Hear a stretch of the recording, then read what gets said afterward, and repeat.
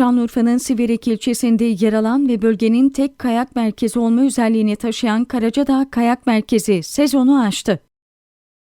Yetersiz kar yağışı nedeniyle sezon açılışı geciken kayak merkezi, geçtiğimiz günlerde etkili olan kar yağışının ardından kayak için elverişli hale geldi.